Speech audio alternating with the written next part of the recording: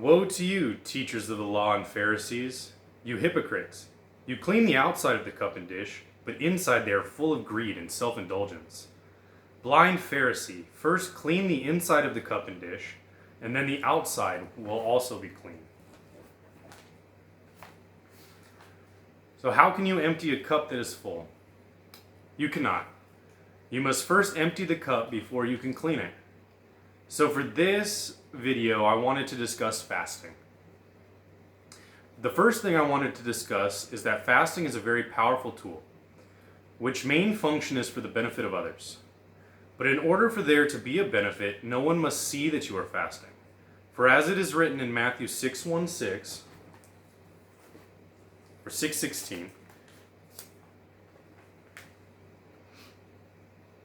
when you fast, do not look somber as the hypocrites do, for they disfigure their faces to show men that they are fasting.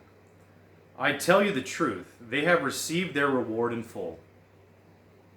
But when you fast, put oil on your head and wash your face, so that it will not be obvious to men that you are fasting, but only to your Father who is unseen, and your Father who sees what is done in secret will reward you.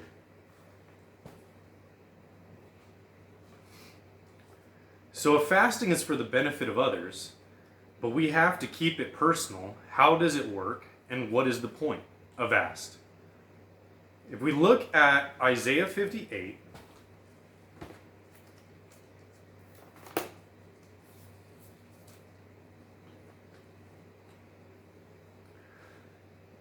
shout it aloud, do not hold back, raise your voice like a trumpet, declare to my people their rebellion, and to the house of Jacob their sins. For day after day they seek me out. They seem eager to know my ways, as if they were a nation that does what is right, and has not forsaken the commands of its God. They ask me for just decisions, and seem eager for God to come near them. Why have we fasted, they say, and you have not seen it? Why have we humbled ourselves, and you have not noticed?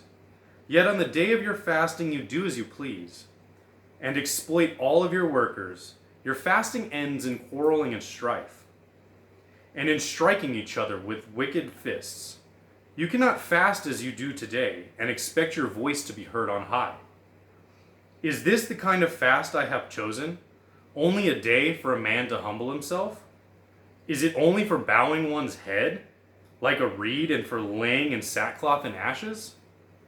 Is that what you call a fast, a day acceptable to the Lord? Is not this the kind of fasting that I have chosen? To loose the chains of injustice, and untie the cords of the yoke, to set the oppressed free, and break every yoke? Is it not to share your food with the hungry, and to provide the poor wanderer with shelter? When you see the naked, to clothe him, and not to turn away from your own flesh and blood. Then your light will break forth like the dawn, and your healing will quickly appear. Then your righteousness will go before you, and the glory of the Lord will be your rear guard. Then you will call, and the Lord will answer. You will cry for help, and he will say, here I am. If you do away with the yoke of oppression, with the pointing finger and malice talk, and if you spend yourselves in behalf of the hungry, and satisfy the needs of the oppressed, then your light will rise in the darkness, and your night will become like the noonday. The Lord will guide you always. He will satisfy your needs in a sun-scorched land, and will strengthen your frame. You will be like a well-watered garden, like a spring whose waters never fail. Your people will rebuild the ancient ruins, and raise up the age-old foundations. You will be called repairer of broken walls, restorer of streets with dwellings.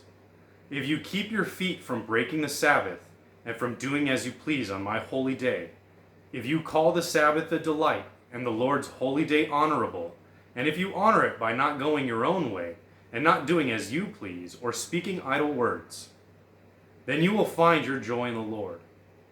And I will cause you to ride on the heights of the land, and to feast on the inheritance of your father Jacob, and the mouth of the Lord has spoken.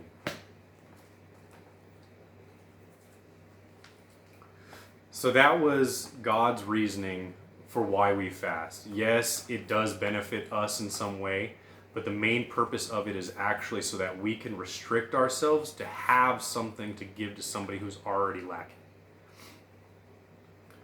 And so in closing, I just wanted to say, to remember, blessed is he who comes in the name of the Lord.